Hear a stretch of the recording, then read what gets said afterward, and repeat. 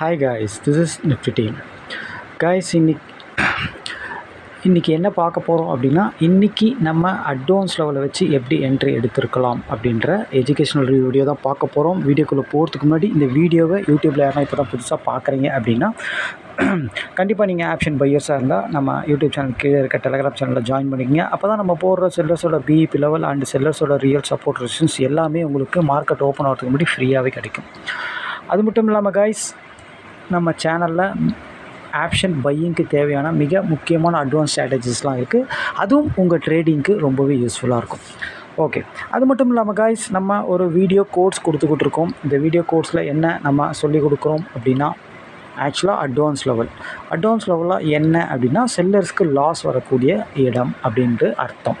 அதாவது break even point அப்படின்னு சொல்லிட்டு ட்ரேடிங் லாங்குவேஜில் சொல்லுவாங்க. அதாவது இந்த ஆப்ஷன் மார்க்கெட் ஃபுல்லாகவே பார்த்திங்கன்னா செல்லர்ஸோட மார்க்கெட்டு தான். அவங்க ரன்னிங் ப்ரைஸ்லேருந்து எல்லா ஸ்ட்ரைக்கையும் அவங்க செல் பண்ணி வைப்பாங்க. அவங்க செல் பண்ணி வைக்கிற இடத்துலேருந்து மார்க்கெட் அவங்களுக்கு அகெயின்ஸ்டாக போயிடுச்சுன்னா அவங்க பொசிஷனை கட் பண்ணிவிடுவாங்க. அவங்களுக்கு மிகப்பெரிய லாஸ் வரும். அதுக்காக பொசிஷனை கட் பண்ணிவிடுவாங்க. அப்போது கட் பண்ணுற இடத்துல தான் பையர்ஸ் போய் உள்ளே பை பண்ணி ப்ராஃபிட் பண்ணுவாங்க. ஒரு செல் பண்ணவங்க பை பண்ணால் மார்க்கெட் என்ன பண்ணுவோம், ஃபாஸ்ட்டாக மேலே போகும். ஓகேங்களா, அந்த இடத்துல தான் பையர்ஸ் போய் உள்ளே போய் ப்ராஃபிட் பண்ணுவோம். இதை தான் நம்ம வீடியோ கோர்ஸில் இருக்கும். அதாவது என்எஸ்சி சைட்டில் போய்ட்டு அட்வான்ஸ் லெவல் எப்படி எடுக்கிறது, அதை வச்சு இன்ட்ராடேல எப்படி அக்யூரேட்டாக ட்ரேட் எடுக்கிறது அப்படின்ற கான்செப்ட், அதுக்கப்புறம் 0 to 0 கான்செப்ட், அப்புறம் ஒரு ரிவர்ஸ் மார்க்கெட் ஆனால் எப்படி ஆகும் அப்படின்றத கான்செப்ட். இந்த மாதிரி கான்செப்ட், முக்கியமான கான்செப்ட் தான் நம்ம வீடியோ கோர்ஸில் இருக்கும். இது வாங்கணும்னு நினைக்கிறவங்க, கற்றுக்கணும்னு நினைக்கிறவங்க கண்டிப்பாக நம்ம டெலகிராம் சேனலில் டிஸ்கிரிப்ஷனில் நம்ம காண்டாக்ட் லிங்க் இருக்குது. அதில் நம்மளை காண்டாக்ட் பண்ணலாம். ஓகே கைஸ், இன்றைக்கி மார்க்கெட்டில் நம்ம என்ட்ரி எப்படி எடுத்திருக்கலாம் அப்படின்ட்டு பார்க்கலாம்.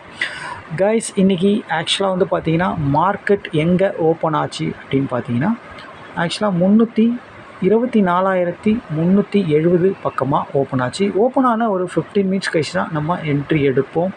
ஓப்பன் ஆன 15 மினிட்ஸில் மார்க்கெட் எங்கே இருந்தது அப்படின்னு கேட்டிங்கன்னா, ஆக்சுவலாக பார்த்திங்கன்னா 24,365 பக்கமாக இருந்தது. அதாவது எஸ்டர்டே ஐ பேக் ப்ரீவியஸ் க்ளோஸ்க்கு மேலே. ஆனால் மிக முக்கியமான விஷயம், ஓப்பனுக்கு கீழே.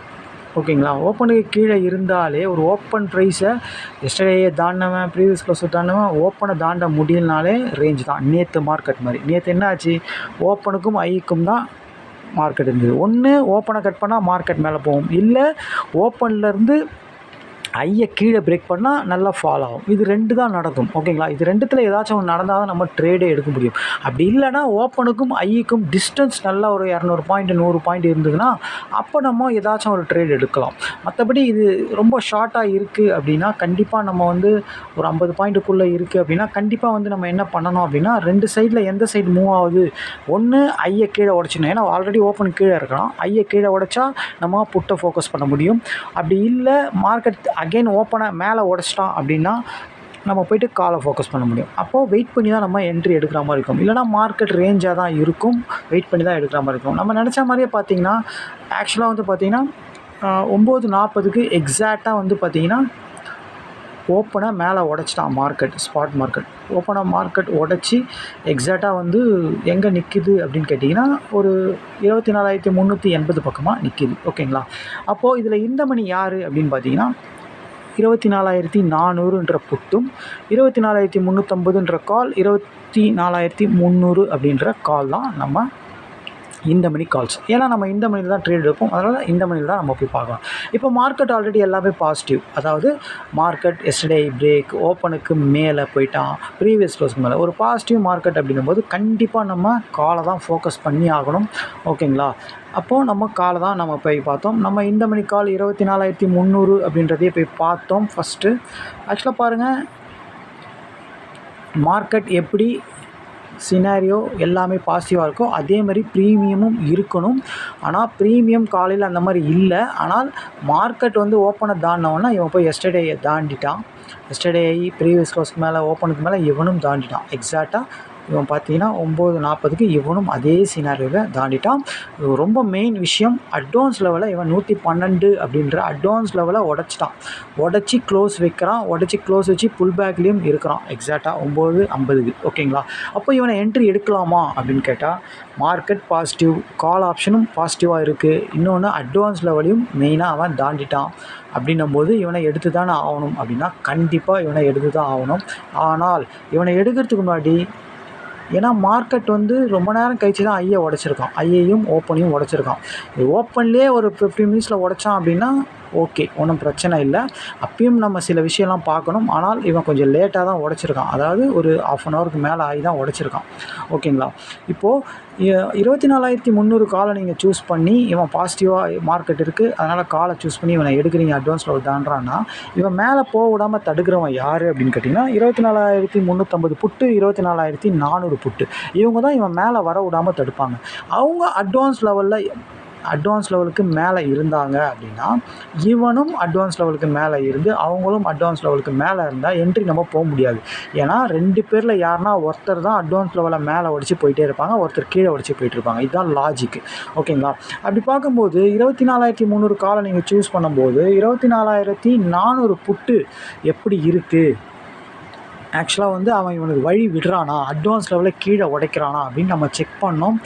எக்ஸாக்டாக இவனை பாருங்கள், சேம் அந்த டைமில் இவன் 39ன்ற அட்வான்ஸ் லெவலுக்கு மேலே இவன் சப்போர்ட்டில் இருக்கிறான். எக்ஸாக்டாக 9:50க்கு இவன், ஓகேங்களா, 9:50க்கு இவன் சப்போர்ட்டில் இருக்கிறான். ஓகேங்களா? அப்போது இவனும் சப்போர்ட்டில் இருக்கிறான், அவனும் சப்போர்ட்டில் இருக்கான். அப்போது 2 பேரில் யாருன்னா ஒருத்தர் தான் லெவலை மேலே உடச்சி போயிட்டு இருப்பாங்க, ஒருத்தர் கீழே உடச்சிடுவாங்க. இதுதான் லாஜிக். ஓகேங்களா? இதில் வந்து பார்த்திங்கன்னா 2 பேரும் மேலே இருக்கும்போது பாசிட்டிவாக இருக்கிறவன் தான் மேலே போவான் அப்படின்லாம் கட்டாயம் கிடையாது. ஓகேங்களா? நெகட்டிவாக இருக்கிறவனும் மேலே போகலாம். ஓகேங்களா? போவான். ஓகேங்களா? அதுக்கு வந்து மெயின் அட்வான்ஸ் லெவல் தான் முக்கியம். ஓகேங்களா? அட்வான்ஸ் லெவலில் எவன் தாண்டுறானோ வந்து அவன் தான் வந்து மெயினாக மேலே போவான். ஓகேங்களா? ஆனால் 2 பேருமே காலும் புட்டும் 2 பேருமே அட்வான்ஸ் லெவலுக்கு மேலே இருக்கிறதுனால நம்ம வெயிட் பண்ணி யார் கீழே உடைக்கிறான்னு பார்த்து அதுக்கப்புறம் அவன் ஆப்போசிட் எடுக்கணும். அந்த மாதிரி பார்க்கும்போது பாசிட்டிவாக இருந்த கால் தான் போவான் அப்படின்ட்டு எல்லாருமே நினச்சிருப்பாங்க. ஆனால் அந்த மாதிரி நினைக்கக்கூடாதுன்றது நம்ம ஸ்டூடெண்ட்டுகளுக்கு எல்லாருக்குமே தெரியும். ஏன்னா நம்ம அந்த மாதிரி எடுக்க மாட்டோம். நம்ம மார்க்கெட் பாசிட்டிவாக இருந்தாலும் நெகட்டிவாக இருந்தாலும் அட்வான்ஸ் லெவலில் தாண்டினா மட்டும்தான் எடுப்போம். அது மாதிரி அட்வான்ஸ் லெவலில் தாண்டும் போது அவனோட ஆப்போனண்ட் இவனுக்கு வழி விடணும். அதாவது இவன் யாரை நீங்கள் பர்ஃபார்ம் பண்ணணும்னு எடுக்கிறீங்களோ அவன் மேலே உடைக்கணும், அவனோட ஆப்போனண்ட் கீழே உடைக்கணும். இதுதான் லாஜிக். ஓகேங்களா? அப்படி பார்க்கும்போது நம்ம வெயிட் பண்ணி பார்த்தோம். அந்த டைமில் கால் பர்ஃபார்ம் பண்ணும் அப்படின்னு நினச்சிட்டு இருந்த எல்லாருக்குமே ஒரு இடி விழுந்திருக்கும். ஏன்னா அவன் லெவலை கீழே விடைச்சிட்டான்.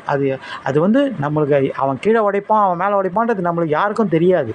உடைச்ச உடனே நம்ம ஆக்ஷன், அதாவது ஒரு மர்டரோ ஒரு திருட்டோ நடந்தவனை தான் நம்ம யார் அதை பண்ணது, எப்படி நடந்ததுன்னு இன்வெஸ்டிகேஷன் பண்ண முடியும். அதை மாதிரி தான். ஓகேங்களா? அவன் கீழே உடைச்சதுனால இவனை நம்ம எடுக்கிற மாதிரி ஆச்சு. ஓகேங்களா? எக்ஸாக்டாக அவன் வந்து அட்வான்ஸ் லெவலில் கீழே எப்போதுமே இன்னொரு விஷயம் நம்ம ஸ்ட்ராங்காக சொல்லுவோம். ஒரு அட்வான்ஸ் லெவலில் தாண்டி போனவன், ஓப்பனை தாண்டி போனவன், எஸ்டர்டேயை தாண்டி போனவன் எல்லாத்தையும் கீழே உடைச்சிட்டான் அப்படின்னா அவன் அதோட பர்ஃபார்ம் பண்ணுறது ரொம்ப கஷ்டம். அவன் ஆப்போனண்ட்டு தான் பர்ஃபார்ம் பண்ணுவான். ஓகேங்களா? லாஜிக்காக. ஓகேங்களா? அவனோட 105, அப்போது 24,300ன்ற கால் தான் பர்ஃபார்ம் பண்ணுவான் நம்ம நினச்சோம். ஆனால் அவன் ஐயை மேலே உடச்சி அட்வான்ஸ் லெவலில் மேடிச்சு எல்லாத்தையும் கீழே உடச்சிட்டான். அப்படின்னா 24,300 ப்ளஸ் அவனோட 100 சேர்த்திங்கன்னா 24,400க்கு மார்க்கெட் வரவே வராது அப்படின்னு அதுக்கு லாஜிக்காக அர்த்தம். ஐயை உடச்சிட்டானா 400க்கு போயிடுவான்னு அர்த்தம். ஐயை உடைக்கலை அப்படின்னா 400 அவன் தாண்ட மாட்டான். இனிமேட்டு தான் ஆப்ஷன் கிரீக்ஸ் பிரகாரம் புரிஞ்சிக்கணும். அதுதான் லாஜிக். ஓகேங்களா? அப்போது 24,400க்கு அவன் போக மாட்டான் அப்படின்றது 9:50க்கு தெரிஞ்சிருச்சு. எக்ஸாக்டாக 9:50க்கு புட் ஆப்ஷன் கரெக்டாக சப்போர்ட்டில் அட்வான்ஸ் லெவலில் இருக்கிறான். அப்போ நம்ம யாரை எடுக்கணும்? இவனை தானே எடுக்கணும். ஓகேங்களா? அதனால் நம்ம இவனை தான் எடுத்தோம். எக்ஸாக்டாக இவன் வந்து பார்த்திங்கன்னா 39ன்ற இவனோட அட்வான்ஸில் மீட் ஆனானா ஸ்ட்ரைட்டாக ஓப்பன் வரைக்கும் போவான். இவனோட ஓப்பன் பார்த்திங்கன்னா 24,300 ஓப்பன் 118 மேக்ஸிமம் அவ்வளோதான் போக முடியும் இவனால். பாருங்கள் 108 வரைக்கும் 113 வரைக்கும் போயிட்டான். ஓகேங்களா?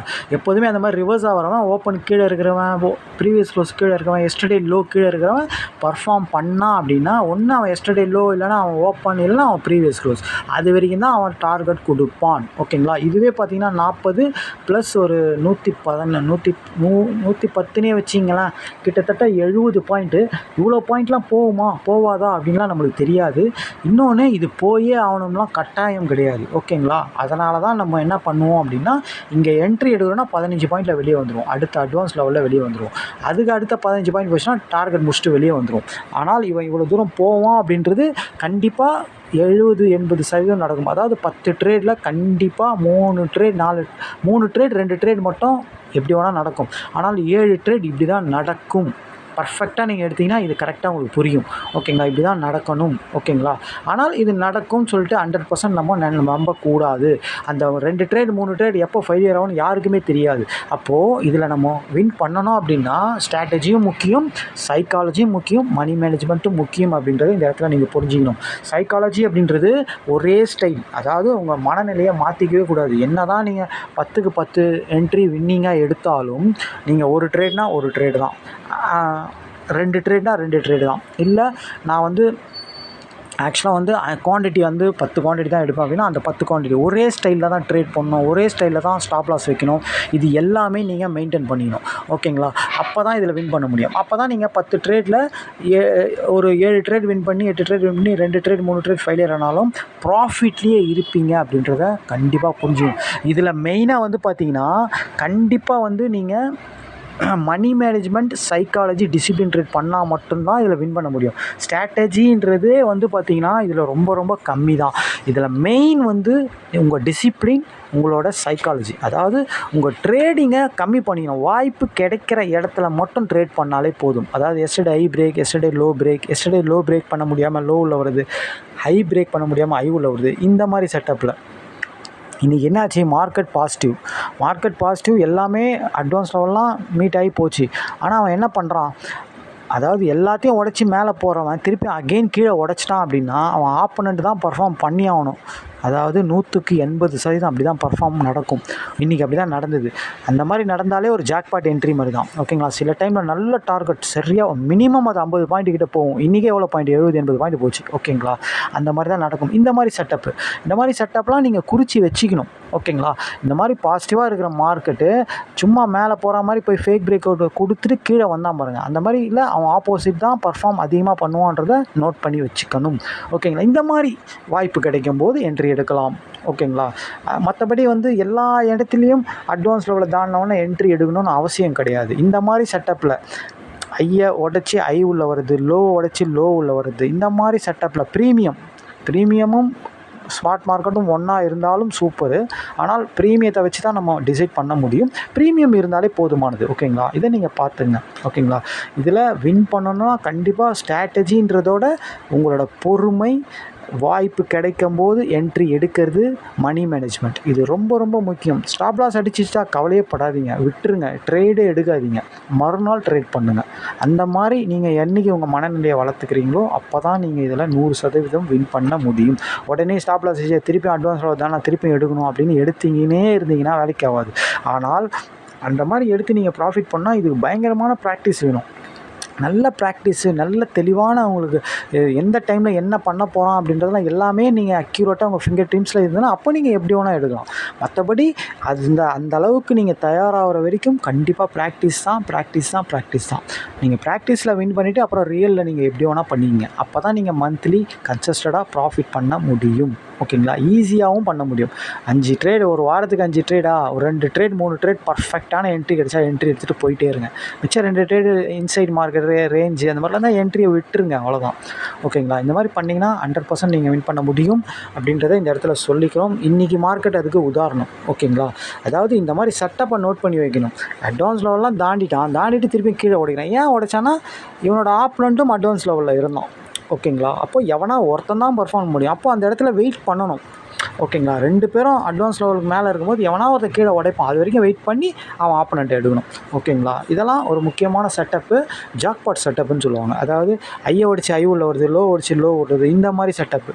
ஓகேங்களா, ஒருத்தன் பாசிட்டிவாக இருந்து நெகட்டிவாக மாறுறான் பாருங்கள், இந்த மாதிரி செட்டப்லாம் ஒரு ஜாக்பாட் என்ட்ரி. மினிமம் இதெல்லாம் 30-40 பாயிண்ட்ஸ் சாலிடாக போகும். ஓகேங்களா, சின்ன ஸ்டாப் லாஸ் தான் வரும் உங்களுக்கு, 10 பாயிண்ட் 15 பாயிண்ட் தான் ஸ்டாப் லாஸே வரும். ஓகேங்களா, இந்த மாதிரி இடத்துலலாம் ட்ரேட் பண்ண கற்றுக்குங்க. ஓகேங்களா, ஓகே காய்ஸ், மற்றபடி நம்ம எந்த ஒரு நியூஸையோ, எந்த ஒரு வேர்ல்டு இம்பேக்டோ, இல்லை FIDA டேட்டாவோ, ஓப்பன் இன்ட்ரெஸ்ட்டோ எதையுமே நம்ம பார்க்கறதில்ல காய்ஸ். ஒன்லி ஒன் நம்ம செல்லருக்கு லாஸ் வரக்கூடிய இடம், அதாவது அட்வான்ஸ் லெவல். இதை பேஸ் பண்ணி மட்டும் தான் நம்ம என்ட்ரி எடுப்போம். நம்ம வீடியோ கோர்ஸும் அதை பேஸ் பண்ணி தான் கோச்சிங் இருக்கும். ஓகேங்களா, இது திருப்பியும் சொல்கிறது, இதை வாங்கணும்னு நினைக்கணும், கற்றுக்கணும்னு நினைக்கணும், கண்டிப்பாக நம்ம டெலிகிராம் சேனலில் டிஸ்கிரிப்ஷனில் நம்ம காண்டாக்ட் லிங்க் இருக்குது, அதை வந்து கனெக்ட் பண்ணலாம். தேங்க்யூ காய்ஸ், நம்ம மண்டே மார்க்கெட்டை பார்க்கலாம். பாய்.